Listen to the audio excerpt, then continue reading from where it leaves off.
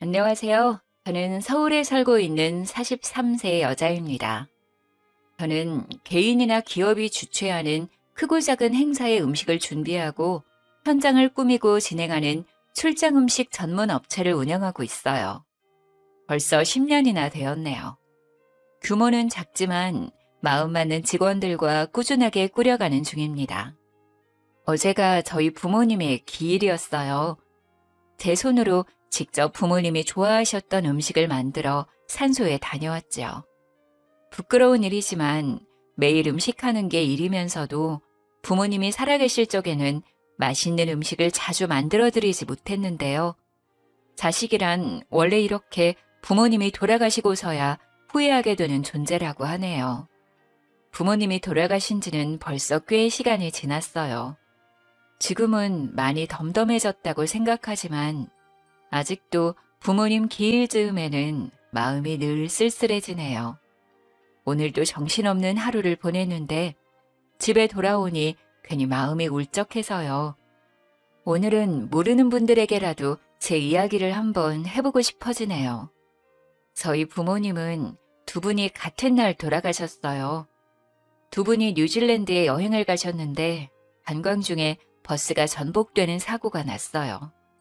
하필 멀미 때문에 두 분이 버스 앞쪽에 타고 계셔서 버스 운전사와 저희 부모님 두 분이 그 자리에서 돌아가시게 되었어요. 생전에도 두 분은 사이가 참 좋으셨거든요. 그래서 하늘나라도 이렇게 같이 가셨네요. 외동딸인 저만 혼자 남겨두고 말이죠.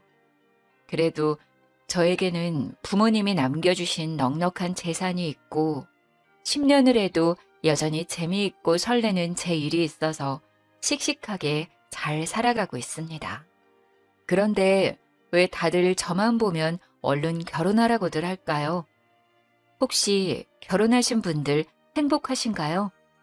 결혼한 사람들 이야기 들어보면 행복한 것보다는 힘들고 불행한 이야기가 더 많던데 왜들 그렇게 결혼 하는지 모르겠어요. 사실 외로울 틈도 없지만 저는 아무리 외롭더라도 아무나 하고 결혼할 생각이 조금도 없어요. 저희 부모님도 그걸 원하시지 않더라고요. 그걸 어떻게 알았냐고요? 저도 하마터면 결혼할 뻔한 적이 있었거든요. 정말 큰일 날 뻔했는데 결혼 직전에 겨우 파혼할 수 있었어요. 그래서 저는 제 부모님이 도와주셨다고 믿고 있답니다. 제가 성공적으로 파혼한 이야기 한번 들어보시겠어요? 그 남자를 처음 만난 건 그의 학원 개업식에서였습니다. 서울 변두리 지역의 작은 동네였는데 학원이 그렇게 크지는 않았지만 그 동네에서는 가장 번듯한 학원이었어요. 그 학원의 젊은 원장이었어요. 서울대 출신의 키도 크고 선하고 반듯한 인상을 가진 누가 봐도 훈남이었어요. 아는 사람에게 소개를 받았다며 저희 회사에 개업식 행사를 의뢰했는데 처음 문의할 때부터 하나하나 꼼꼼하게 묻고 확인하는 폼새가 보통이 아니더라고요. 그래서 저도 더 많이 신경 쓴 행사였죠. 저도 제일 하나는 아주 꼼꼼하고 야무지게 하거든요. 결국 개업식에 차린 저희 음식이 너무 정갈하고 맛있다는 칭찬을 많이 받고 장식도 세련되고 진행도 아주 만족스러웠다면서 여기저기 고객을 여러 명 소개해 주었어요. 사업하는 사람에게 그만큼 고마운 일은 없지요. 고마운 마음에 제가 먼저 전화를 걸어 저희 회사로 초대했어요. 제가 직접 요리를 해서 저녁을 대접하고 와인 한잔 하면서 오래 이야기를 나누게 되었죠. 진중하고 과묵한 줄로만 알았는데 술이 한두 잔 들어가니 주절주절 자기 이야기를 잘 하더라고요. 강사라서 그런가 말솜씨가 좋아서 시간 가는 줄 모르고 한참을 빠져들었어요. 그는 시골에서 자랐는데 어렸을 때부터 꽤 공부를 잘하고 용모도 반듯해서 온 동네의 유명인사였나 보더라고요. 농어촌 특별전형이긴 했지만 무려 서울대를 합격했을 때는 정말 동네 여기저기에 현수막도 걸리고 부모님이 동네 잔치도 크게 했대요. 대학 다니는 동안에는 과외며 학원 강사 일을 하며 학비와 생활비를 벌었대요. 그러다 보니 학원에서 아이들을 가르치는 게 가장 익숙하고 잘하는 일이 되어서 졸업하고도 학원 강사로 일하다가 10년 만에 자기 학원을 차린 모양이더라고요. 나이는 37살로 저보다 3살이 어렸어요. 결혼을 했었는데 성격 차이로 오래 살지 못하고 헤어졌다고 하고요. 저도 어린 나이가 아닌지라 이 남자 저 남자 만나보았지만 그 사람은 정말 그 나이 때 남자들 같지 않게 순수한 구석이 있었어요.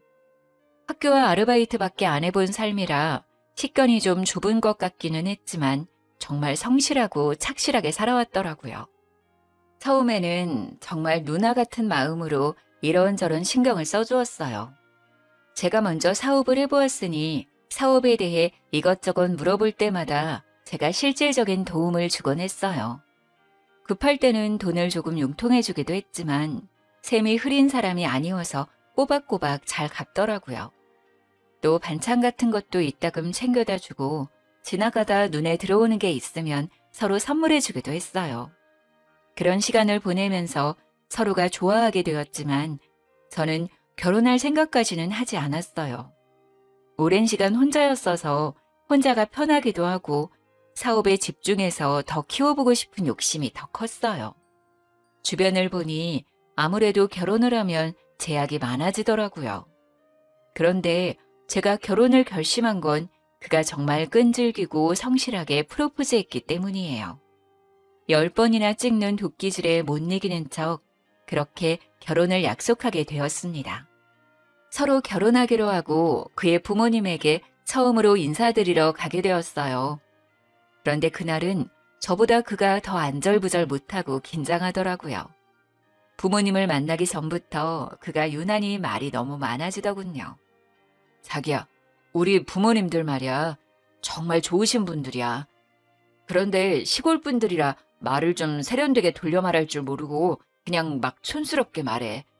나쁜 뜻은 없는데 처음에 들으면 좀 불편할 수도 있을 것 같아. 그래. 그런 분들 많이 만나봤어. 나 이해할 수 있어. 그리고 또 말이야. 어렸을 적부터 그분들은 나밖에 모르고 사셔서 내가 최고라고 생각하시는데 그게 사실 좀 심해. 그러니까 좀이 아니라 좀 많이. 그러니까 내 말은 아이고 알았어. 어째 나보다 자기가 더 긴장한 것 같은데? 자기야 걱정하지 마. 내가 누군데 그래. 나는 사실 별로 걱정 안 돼. 내가 어른들한테 얼마나 인기가 있는데. 내가 잘하면 돼. 괜찮아. 저는 어른들에게 싹싹하게 잘하는 편이고 어른들에게 예쁨 받는 편이라 크게 걱정도 안 되었어요. 처음 뵙는 분들이지만 분명히 저를 좋아하실 거라고 그렇게 만들 수 있다고 자신했죠. 오히려 긴장해서 안절부절 못하는 그가 귀여워 보였어요. 그런데 이 자리는 정말 제 생각과 완전히 다르더라고요. 그가 긴장하는 데는 그만한 이유가 있었어요. 일단 첫 마디부터 저를 당황하게 했어요. 아니, 황당했다는 게 더 정확하겠네요.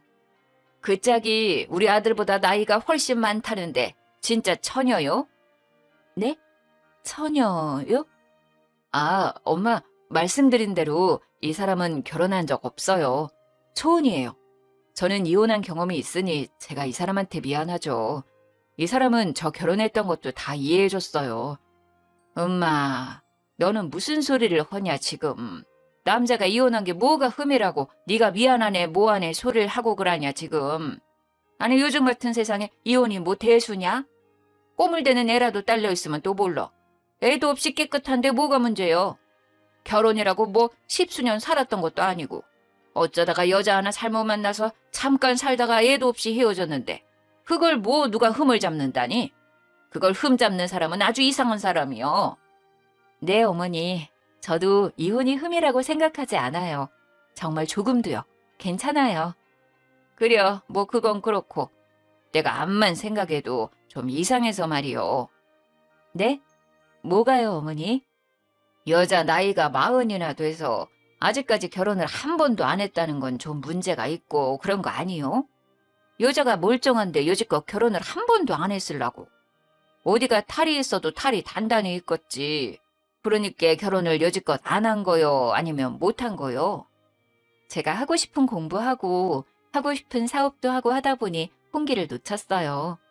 이제 와서 생각하면 우리 지호 씨 같이 좋은 사람 만나려고 그랬나 봐요. 제 딴에는 기분 좋으라고 애교 있게 한 말이었는데 도리어 콧방귀를 뀌더라고요. 뭐 하나 제 예상대로 흘러가질 않았어요. 나온 참, 뭐 공부는 뭐 요리사가 공부하느라 결혼 못했다는 소리는 살다가 또 처음 들어보네. 요리사 하면서 공부하느라 결혼 못했다고 하면 우리 동네 지나가던 개도 다 배꼽을 잡고 웃겠네. 뭐 우리 아들처럼 뭐 서울대라도 나온 요리사요? 엄마, 이 사람은 지금 박사과정에 있어요. 곧 박사님이 될 거예요. 학부만 나온 저랑은 그 수준이 달라요. 아이고, 뭐 요리사 박사요? 나 또 살다가 요리사가 박사라는 소리는 처음 들어봤네. 그럼 나도 요리 박사요. 일평생 내가 지은 밥이 얼만데. 박사는 내가 박사요. 밥 박사, 김치 박사. 요리 박사가 아니고 외식 경영이라고 쉽게 말해서 사장님이 되는 공부예요. 아, 요리사 박사인지 사장님 박사인지 그런 건 다 됐고 내가 지금 들어보니까 말 중에 바른 말은 딱 한 가지밖에 없네. 우리 아들 좋은 사람이라는 거. 내가 내 아들이어서 하는 말이 아니라 우리 아들 같은 남자가 세상에 어디가 있나 그래. 키 크지, 얼굴 잘났지, 공부도 잘해, 서울대까지 나왔어야. 지금은 무려 큰 학원의 원장 선생님이요, 원장 선생님. 나이 훨씬 많은 사람들이 원장님, 원장님 하면서 허리를 굽신굽신 한다니까. 말이야 바른 말이지. 이렇게 나이가 40이나 먹은 노처녀가, 그것도 요리사나 하는 여자가 서울대 나온 이런 잘난 남자를 언감생심 어떻게 만나냐고 그래. 아주 땡 잡았지. 조상이 나라를 구했지 아주. 그래. 그런데 그 짝은 뭐 무슨 일을 한다고? 네. 출장 요리를 전문으로 하는 회사를 운영하고 있어요. 행사가 있을 때 음식도 준비하고 행사장도 꾸미고 현장에서 진행도 하고요. 직원이 한 10명 정도 되는데 서로 마음이 잘 맞아요. 규모는 크지 않지만 꾸준히 성장하고 있어요. 그래, 뭐 우리 아들이 해주는 말 들어보니 뭐 남의 집 잔치집이래주는 그런 일이더만. 아이고, 세상이 좋아져서 출장 요리로 회사도 차리네. 옛날에는 가장 없는 사람들이 그 남의 잔치집 가서 일해주고 품삯 받고 그랬지. 우리 엄니도 그 옛날에 그런 일 많이 했구만. 잔치집 가서 하루 종일 빈대떡 부쳐주고 돈 몇 푼 받으면서 우리 떡 얻어다 먹이고 그랬지. 그런 걸 날품 판다 했어, 날품팔이. 도통 말이 안 통하고 기가 차서 한숨만 나왔지만 그래도 일단 꼭 참았어요. 네, 예전에는 그랬죠. 지금은 엄연히 전문직이고 제가 사장이에요. 돈도 잘 벌고 있어요. 그 말에 그때까지 입을 꾹 다물고 앉아만 있던 그의 아버지가 미간을 잔뜩 찌푸리며 역정을 내더라고요.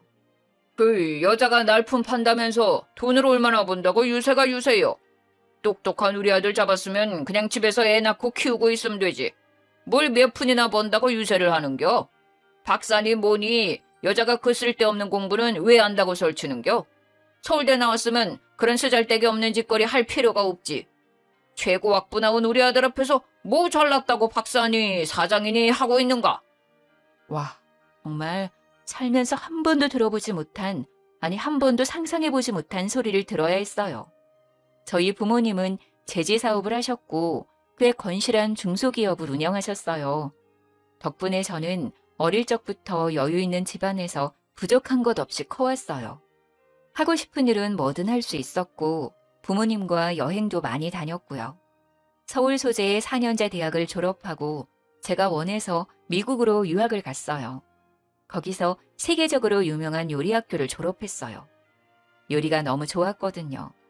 한국에 다시 돌아와서는 호텔 레스토랑에서 근무하면서 대학원에 갔고 지금은 외식 경영학 박사과정을 하고 있는 중입니다. 이런 제가 못 배우고 가난하다는 소리를 살면서 들어봤겠어요? 더군다나 누가 봐도 저보다 못 배우고 가난해 보이는 분들이 저에게 계속 못 배웠네, 없이 사네 그런 말들을 쏟아내고 있는 걸 듣자니 정말 이 상황이 꿈인지 현실인지 구분이 안 될 정도로 정신이 혼미해지더라고요. 그분들이 저보다 더 가진 거라곤 서울대 나온 아들 하나인데 말이죠. 그 아들이 돌싱이긴 하지만 애도 없고 저보다 나이도 어린데다가 키가 크고 잘생겼네요. 아무리 그래도 저한테 그런 말을 할 자격은 없는 것 같지만요. 저도 어디 가서 할 말 못하고 당하는 스타일은 아닌데 남친의 부모님, 그것도 결혼을 약속한 사이라 예비 시부모님이라고 생각하니 뭔가 어렵긴 하더라고요. 또 너무 황당하고 너무 상식 밖이라 말문이 막히기도 했고요. 머리가 아프기도 하고 기가 막혀서 화가 나기도 하고 아무튼 엉망진창이었어요. 그래서 그 자리를 대충 마무리하고 일찍 일어났어요. 얼굴이 붉어진 채 식당을 나선 저를 그가 따라 나왔어요. 자기야, 괜찮아? 우리 부모님이 좀 내가 얘기한 대로지? 아니, 자기가 얘기한 것보다 더 심하시더라. 내가 만나본 사람 중에 최악이었어. 한 번도 만나보지 못한 유형이야. 나 지금 너무 혼란스러워. 이 결혼 다시 한번 생각해봐야 할 것 같아. 그러자 그는 사색이 되어서 저에게 매달렸어요. 무릎까지 꿇어가며 사정하더라고요. 아니 자기야, 그게 무슨 소리야. 내가 미안해. 정말 미안해. 이렇게 내가 무릎 꿇고 빌게. 우리 부모님 대신 내가 용서를 빌게.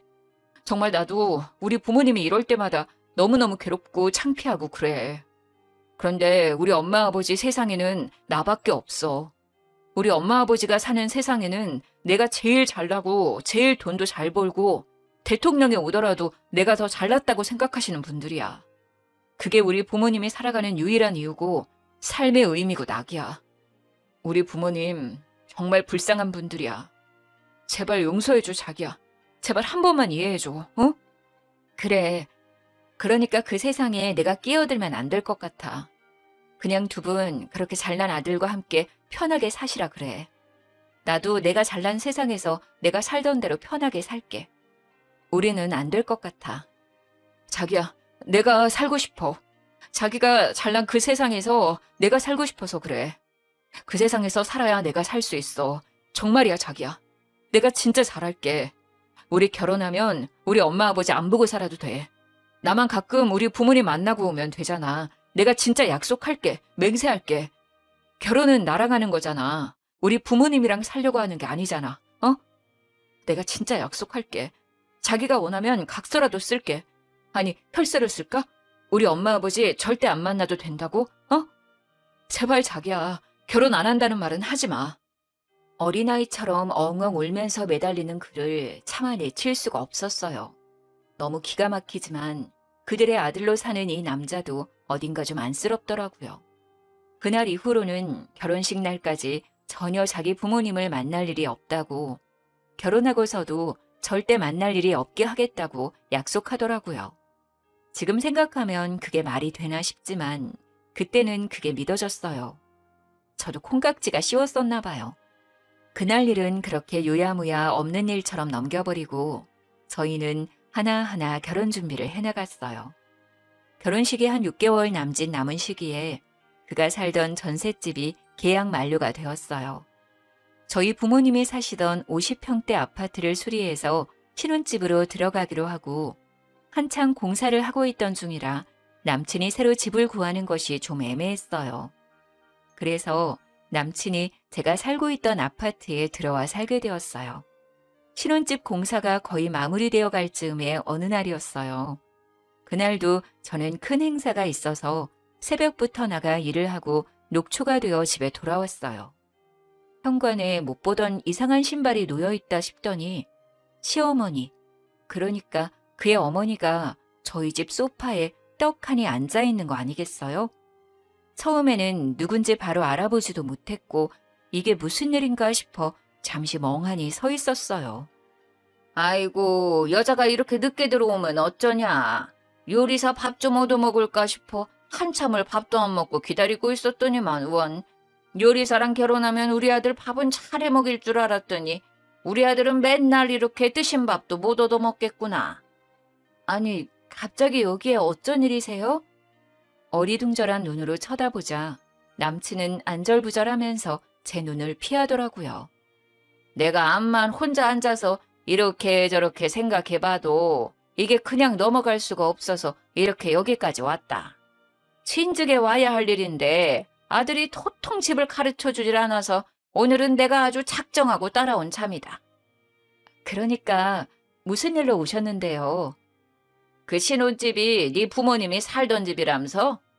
아들 말로는 그 집이 크고 좋다긴 하더만은 그게 중요한 게 아니고 거기가 사람이 죽어나간 집인데 신혼부부가 그냥 들어가서 산다는 게 내가 암만 생각해봐도 영 찝찝하고 깨름직해서 견딜 수가 없어. 그 사람이 죽어나갔다는 것은 그 집이 영 재수가 없다는 것인데 신혼부부가 그 재수 없는 곳에 들어가면 부정 타서 쓰겄냐는 말이요. 사람이 죽어 재수가 뭐라고요? 너무 기가 차서 말이 제대로 나오질 않았어요. 그의 어머니는 만날 때마다 말로 제 정신을 혼미하게 만들더라고요. 제가 정신을 차릴 틈도 없이 어머니는 계속 떠들어댔어요. 내가 살아가면서 큰일이 있을 때마다 찾아가서 물어보는 선상님이 있는데 그 선상님이 산에 가서 기도도 많이 하고 사주랑 뭐 이런 공부도 많이 한 사람이라 영이 아주 맑아. 우리 아들이 이렇게 훌륭하게 잘 큰 것도 다 그 양반이 손 피해주고 서울대 가는 부적도 써주고 그런 거거든. 저번에 학원 개업하는 날도 다 정해줬고 그렇게 우리 집 무탈하게 돌봐주는 선상님이요. 그래서 이번에도 내가 찾아가서 물어봤지. 그랬더니 아이고 잘했습니다 하면서 그런 집은 들어가기 전에 제사를 지내야 한다 하더라. 신혼가구가 들어가기 전에 제사를 지내는 게 좋다고 하니 내가 벼르고 벼르다가 오늘은 아주 그냥 작정하고 올라온 거요. 제사요? 그게 무슨... 그러고 보니 저희 주방에 온갖 식재료가 너저분하게 널려있고 재료를 씻느라 그랬는지 싱크대 주변도 엉망이고 식기며 주방 기구들도 이것저것 뒤져서 꺼내놓았더라고요. 남친 엄마는 부스럭대면서 가방에서 신문지에 둘러싸인 뭔가를 끄집어내고 있었어요. 이봐라, 내가 제기도 다 짊어지고 왔다. 네 집에 제기가 있을까 싶어서 이것도 집에서부터 들고 왔다니까. 이거 들고 오느라 팔이 아주 빠질 것 같은데도 내가 아들 생각해서 들고 왔어야. 음식이야 네가 요리 잘하니까 후딱 해라. 뭐 많이 할 필요 없다. 밥이랑 국이랑 나물 몇 가지 하고 전 좀 부치고 생선 한 마리만 구워서 나랑 들고 거기로 가자.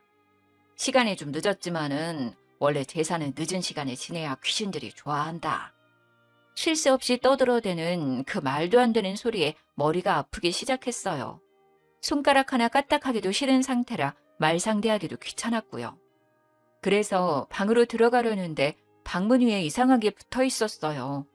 노란 종이에 빨간색으로 글씨가 휘갈겨 있는 그 말로만 듣던 부적이더라고요. 아니 세상에, 이건 또 뭐예요? 이게 왜 여기 붙어 있는 거죠? 아, 그거 말이다. 내가 네 사주를 딱 넣고 그 선상님한테 물어봤지 않겠니? 그랬더니 네가 기가 솔찬히 세더라. 네가 기가 너무 세서 네 부모님도 잡아먹은 형상이란다.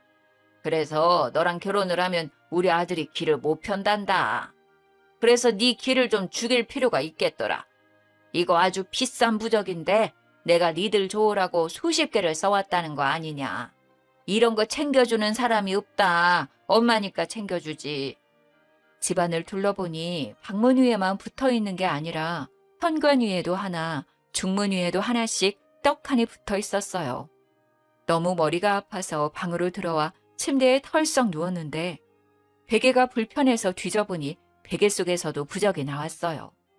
어이가 없어 다른 데는 없나 뒤지고 있는데 방 밖에서 어머니가 뻔뻔하게 부르더라고요. 야야, 얼른 옷 갈아입고 나오너라. 음식 준비해야지. 우리 아들 피곤하다. 후딱 준비해서 너랑 나랑 갔다 오자. 방 안을 뒤지다가 뭔가 이상한 느낌이 들어 옷장 서랍을 열어보니 내이랑 양말 사이에도 부적이 들어있더라고요. 더 소름 끼치는 건 손가락만한 부적이 내이 뒤쪽에 바느질되어 있는 것이었어요. 저를 따라 주춤주춤 방으로 따라 들어온 그는 역시나 안절부절하면서 저를 쫓아다녔어요. 자기야, 미안해 정말. 놀랬지. 그동안 내가 열심히 막아봤는데 오늘 엄마가 이렇게 집까지 따라오실 줄은 몰랐어. 엄마가 시골 사람이라 미신을 엄청 중요하게 생각하거든. 나는 살면서 워낙 이런저런 일들을 많이 겪어서 그냥 그런가 보다 하고 넘기는데 자기는 이런 거 처음이지. 그래서 좀 놀랐지? 그래, 처음 보는 사람은 좀 놀랄 거야. 저는 어이가 없어 옷들을 들어 보이면서 말했어요. 이게 그냥 놀랄 일은 아닌 것 같은데? 이게 제정신으로 할 일이야? 그렇지. 놀라기도 하고 기분도 엄청 나쁘고 막 그럴 거야. 내가 손대지 말라고 하는데도 엄마가 워낙 막무가내라서 이게 옳다고 믿으시니까 이 부분에서는 말이 잘 안 통해. 그치만 사실 이거 다 우리 잘 되기를 바라는 마음에서 그러시는 거야. 이게 좀 이상해 보이고 말이 안 되는 건 맞지만 엄마 마음을 봐주면 그냥 이해가 되기도 해. 그냥 자식 잘 되길 바라는 마음이야. 자기야, 진짜 그냥 한 번만 이해해주면 안 될까? 그냥 엄마 하자는 대로 한 번만 해주면 엄마 마음이 편해지고 그럼 모든 게 다 수월해져. 한 번만 우리 엄마 말 들어주면 내가 모든 걸 다 할게. 내가 죽을 때까지 자기한테 잘할게. 자기가 죽으라면 죽는 신용도 할게. 응? 응? 나도 없는 내 집에 자기들 마음대로 들어와서 이것저것 만지고 난리를 쳐놓은 것도 열받지만 내가 우리 부모님을 잡아먹었네. 사람이 죽어나간 집이라 재수가 없네 했던 말들이 자꾸 떠오르면서 피가 거꾸로 솟는 기분이 들더라고요. 거기에 이 남자가 떠들어대는 한 번만 이해해달라는 말도 도저히 더 이상은 들어줄 수가 없었어요. 앞으로도 이런 일이 있을 때마다 이 남자는 언제나 한 번만 이해해달라고 하겠더라고요. 결국 엄마를 이기지 못하는 착한 아들이니까요. 베개도 다 뒤집고 옷장도 다 뒤집고 온 방안을 이잡듯 뒤져서 부적을 샅샅이 다 찾아냈어요. 많기는 또 얼마나 많은지 기도 안 차더라고요. 또 집안 곳곳에 붙어있는 부적도 다 떼어내서 어머니 앞에 가져가 박박 찢었어요. 어머니는 자리에서 벌떡 일어나 떨어진 조각을 손으로 주워 담으면서 거의 울부짖었어요. 야, 이 못돼 먹은 년 같은 이라고. 이게 얼마짜린데. 내가 이걸 얼마를 주고 써왔는데 귀한 줄도 모르고 이 난리야. 아이고, 죽 써서 개 졌네, 개 졌어. 이렇게 여자 같으세니 지 부모도 잡아먹고 결국 지 남편도 잡아먹지. 이 부적뿐 아니라 당신들도 다 찢어버리고 싶은 마음이니까 지금 당장 내 집에서 나가요. 당신도 나가. 내 앞에 다시는 나타나지 마. 다시는 보고 싶지 않으니까. 야, 누구 마음대로 우릴 내쫓냐. 나 못 나간다. 내 부적값 다 내놔라, 이년아. 이게 얼마짜린데 이걸 다 찢어버렸냐. 아이고, 아까워라.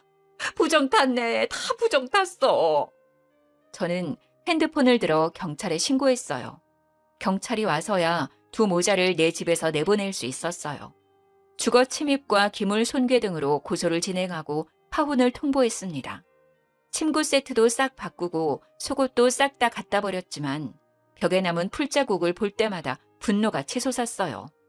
부모를 잡아먹었다느니 사람이 죽어나간 재수없는 집이니 하는 말은 화가 나는 걸 넘어서 저에게 상처가 되었어요. 이 정도로는 도저히 분이 풀리지 않더라고요. 복수를 해야겠다 생각했어요. 눈에는 눈, 이에는 이. 고소장을 쓰면서 그의 어머니에게 전화를 했습니다. 전화 오면 피하려고 전화번호를 미리 저장해 두었거든요. 특별히 고소를 취하해 줄 테니 꼭 만났으면 하는 사람이 있다고 말했더니 제가 말한 곳으로 한달음에 찾아오더라고요. 늦저녁에 그의 어머니를 만났습니다. 어머니, 제가 그동안 많이 생각해 봤어요. 그날은 제가 당황스럽고 화가 많이 나서 그랬지만 혼자서 가만히 생각해 보니 어머니 말이 틀린 말이 아닌 것 같더라고요. 아이고, 그랬냐? 네가 이제야 말이 좀 통하는구나. 저도 사실 힘든 일 있을 때마다 찾아가서 물어보는 선생님이 있어요. 서울에서 엄청 유명한 무당이신데 그분 복채가 엄청 비싼데도 사람들이 줄을 서거든요. 예약이 3개월씩 밀려있기도 해요. 아, TV에도 나온 적이 있었는데 이거 혹시 보신 적 있으세요? 저는 미리 찾아놨던 유튜브를 찾아서 보여줬어요. 무당이 구슬하는 장면이었는데 얼굴이 제대로 보이지는 않았어요. 아, 이거 무슨 프로야? 나는 텔레비에서 이거는 못 본 것 같은데. 집안일 하다 보면 텔레비 볼 시간도 없어. 근데 텔레비에 나온 이 선상님을 네가 안다고? 텔레비에는 유명한 사람들이 나오는 거 아니요? 네, 서울에서 모르는 사람이 없을 정도로 유명한 무당이세요. 저도 사업하면서 어려울 때마다 찾아가는데 재벌이나 정치인들 연예인들도 많이 찾아가는 사람이에요. 그래, 아무리 재벌이고 대통령이라도 큰일 하려면 손을 피해야 한다. 사람 일이라는 거는 사람의 힘만으로 되는 것이 아니거든. 네, 그래서 이번에도 제가 찾아가 봤어요. 어머니 말씀이 자꾸 생각나서. 그래, 잘했다, 잘했어. 가봤더니 선생님이 뭐라고 하더냐? 어머니 말씀이 틀리지 않더라고요. 결혼하기 전에 객지에서 돌아가신 저희 부모님의 혼령을 달래드려야 하고 사돈 어른들께도 인사할 수 있게 해드리래요. 그러려면 시골집 마당에서 구슬하는 게 좋겠다고 하더라고요. 그래, 내 말 틀린 말 하나도 없다. 그런데 구슬한다고? 굿이야, 할 수 있으면 좋지. 그런데 그 굿이라는 게 한두 푼 드는 일이 아니라서. 돈은 전혀 걱정하지 마세요. 어머니는 그냥 집 마당만 내어주시면 돼요. 나머지는 다 제가 알아서 준비할 거예요. 저희 결혼을 위한 일이고 무엇보다 제 부모님 일이잖아요. 마당만 내어주시면 나머지는 제가 다 준비해서 선생님 모시고 내려갈게요. 아유, 그래. 마당 내주는 일이 무엇이 어렵겠니? 오늘 가서 마당에 지저분한 것들 좀 치워야 쓰겄다. 아참, 그런데 어머니, 한 가지 꼭 지켜야 할 것이 있다고 해요. 저는 짐짓 소리를 낮추며 말했어요. 비밀이라도 말하는 것처럼요. 뭔데 그려? 지우 씨는 이 굿판에 있으면 절대 안 된대요. 지우 씨는 영혼이 너무 순수한 사람이라 굿판에 있으면 부정을 타서 앞으로 내내 재수 없을 거라고 하더라고요. 아이고, 그래. 그거 말이 된다. 우리 아들이 진짜 순백이다, 순백. 세상에 그렇게 순수한 사람이 없다. 그게 속이 피단결이라 잡귀들이 쉽게 볼 수 있지. 그건 말이 된다. 그런 일이 있으면 안 되지. 우리 아들이 어떤 아들인데 부정 타면 안 되지, 그럼. 네. 그러니까 이건 저희끼리만 진행하는 거예요. 절대로 지호 씨에게 말하시면 안 돼요. 아버님한테도 잘 말씀해 주세요. 이건 지호 씨에게는 비밀이라고요. 그럼 내가 절대 말 안 할 것이요. 내가 여기다 작고를 꽉 채워버릴 것이요. 그리고 아들 아버지는 굿할 때 내보낼 거다. 남자들은 그런 일 할 때 옆에 있으면 방해가 되지 쓸모가 없어. 어차피 하루 종일 밭에 가서 일하는 양반이니 그 양반은 신경 쓸 것 없다. 그렇게 돌아와서 저는 제가 다니고 있던 학교의 연극영화과에 연락을 했죠. 배우를 몇 명 섭외하고 극작가의 도움을 받아서 시나리오도 짰어요. 의상과 소품도 준비하고 연습까지 하면서 아주 철저하게 준비했어요. 드디어 굿판을 벌리는 날이 되었어요. 굿판이 벌어진다고 하자 동네 사람들이 하나둘씩 모여들어 구경하더라고요. 풍악을 울리고 무당이 칼을 들고 춤을 추고 굿판이 절정에 이르렀을 때 무당의 눈빛이 변하면서 아기 흉내를 내기 시작했어요. 예전에 그와 이야기를 나누다가 그가 태어나기 전 막달이 다 되어 사산된 형이 있었다는 이야기를 들은 적이 있거든요. 그 이후로 한참 만에 그가 들어선 거라며 부모님이 더 애지중지 귀하게 키웠다고 했어요. 거기서 소재를 얻어 시나리오를 짠 거예요. 엄마, 나왔어. 나 기억하지? 엄마, 나 보고 싶었어? 나는 엄마가 너무 보고 싶었어. 엄마, 나 잊어버린 건 아니지? 엄마가 날 잊어버리면 안 되지. 내가 엄마 때문에 여기 있는데. 두 손을 연신 비벼가면서 기도를 하던 어머니는 갑자기 얼굴이 새하얗게 질려버렸어요. 엄마 조상들이 너무 나쁜 사람들이야. 너무 나쁜 짓을 많이 했어. 며느리 굶기고 때리고 구박하고 아기가 있는데도 일을 많이 시켜서 뱃속에서 죽은 아기들도 너무 많아. 엄마 젖을 못 먹어서 여기 온 아기도 봤어. 엄마, 그 사람들은 너무 죄를 많이 지어서 아직도 저승에서 벌 받고 있다. 나는 아기라서 거기 있지는 않아. 거긴 너무 무서워. 나는 거기 가기 싫어, 엄마.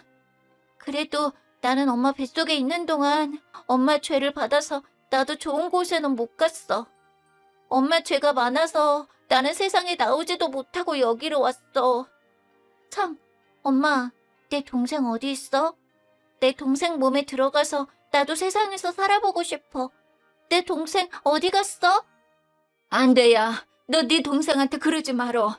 걔는 여기 없어. 그러지 말어. 내가 빌게. 이렇게 빌게. 어머니는 사색이 되어서 두 손을 모아 싹싹 빌었어요. 엄마, 왜 나를 위해서는 기도도 안 했어? 나는 엄마 죄 받아서 세상에도 못 나왔는데 내 동생은 엄마 사랑 듬뿍 받고 잘 살았지. 나는 여기에 이렇게 와 있는데. 내가 이거 하나 알려줄까? 내 동생 결혼시키지 마. 엄마 죄가 많아서 동생이 결혼을 하면 애기도 안 생기고 여자는 엄마 때문에 또 도망갈 거야. 애를 낳으면 그 애가 또 엄마 죄를 받게 되니까 애 낳으면 안 돼. 절대 안 돼. 시어머니는 얼굴이 벌개져서 연신 잘못했다고 빌었어요. 아이고, 잘못했어요. 잘못했습니다. 용서해 주세요, 천지신령님. 잘못했습니다. 제가 다 잘못했습니다. 아이고, 용서해 주세요, 천지신령님. 제가 잘못했습니다. 우리 아들 죄 주지 마세요. 동네 사람들은 그 모습을 보면서 수군대더라고요. 아이고야, 서울에서 유명한 무당이라더니 진짜 용한가벼. 그전에 며느리도 아들이랑 그렇게 둘 사이는 좋았는데 여기만 오면 그렇게 울고 싸우고 하다가 이혼했잖아. 애도 앵간히 안 들어선다고 그러더라고. 아이고, 그려. 그거 맞는 말이요. 그 양반한테 아들이 너무 귀하고 잘난 아들이잖아. 며느리한테는 좀 박했지. 그이도 참하고 이뻤는데. 에구, 조상이 죄가 많아 그랬구만. 아유, 저 조상도 며느리를 구박했다잖아. 집안 내력이구만. 하기사 그 시절에 며느리 구박 안 한 집이 어디 있겠냐마는 그 시절에 시집살이 고됐지. 시자 들어가서 나도 시금치 안 먹어. 저 무당 말하는 거 들어봐봐. 며느리 구박하면 저승 가서 벌 받는 데잖아. 아이고, 우리 시엄니도 저승 가서 고생 좀 하고 있겠네. 어이구, 호랭이 같은 양반. 그렇게 생전에 마음을 굳게 쓰야 저승 가서도 편한겨. 내가 이 나이가 돼도 우리 시엄니한테 시집살이 한 거 생각하면 아직도 분하고 속이 상해. 그래서 나는 며느리한테 엄청 잘해줄 건데 아직 며느리가 없어서 한이네. 우리 아들놈은 언제나 상가를 갈 건가 몰라. 나는 며느리 생기면 업고 살아야겠어. 그러면 저승 가서 좋은 데 갈 거 아니여. 그렇게 굿판이 끝나고 동네 사람들은 혀를 끌끌 차면서 뿔뿔이 흩어졌어요. 그의 어머니는 땅바닥에 주저앉아 엉엉 울고 있었습니다. 굿판이 다 정리되고 무당들 먼저 보내고 나서 저는 멍하니 앉아있는 그의 어머니에게 다가가서 말했습니다.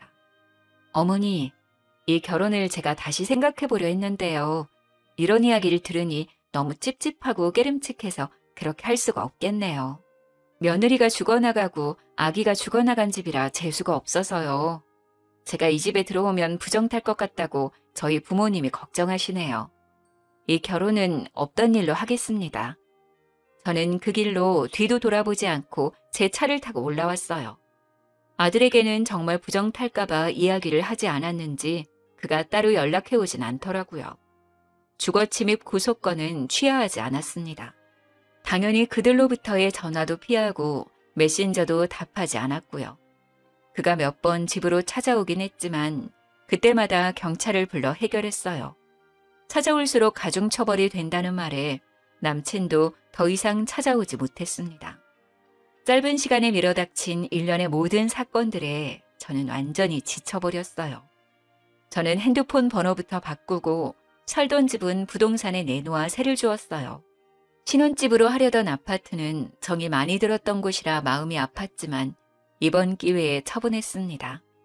수리를 잘 해놓았더니 생각보다 좋은 값을 받게 되었네요. 벌려놓은 일만 잘 마무리하고 사업은 잠시 멈추었어요. 그리고는 부모님이 돌아가신 뉴질랜드에 가보았어요.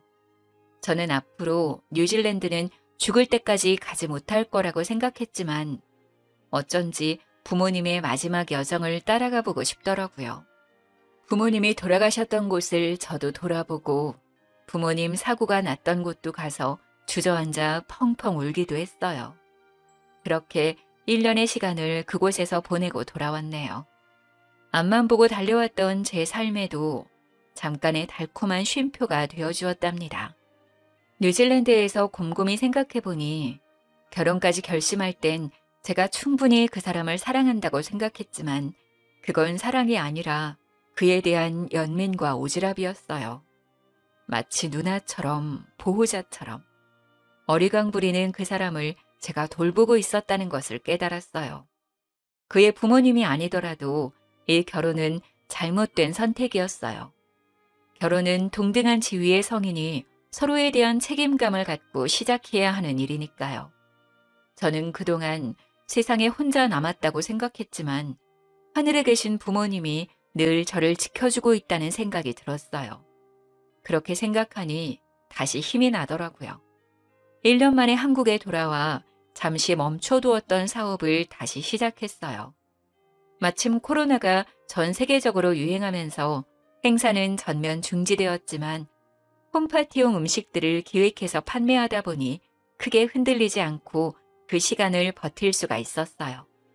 이제 코로나가 끝나면서 조금씩 파티와 행사들이 시작되고 있네요. 그래서 요즘은 또 매우 바쁘게 일하고 있답니다. 하늘에서도 늘 함께 해주시는 우리 부모님, 저를 믿고 따라주는 우리 직원들, 저희 음식을 좋아하고 찾아주는 고객들, 나를 사랑해주는 친구들, 이렇게 좋은 사람들과 즐거운 시간을 함께 하는데도 시간이 모자라네요. 저 이렇게 멋지고 씩씩하게 잘 살고 있으니 결혼 같은 거 안 해도 되겠죠? 지금까지 제 사연 들어주셔서 감사합니다.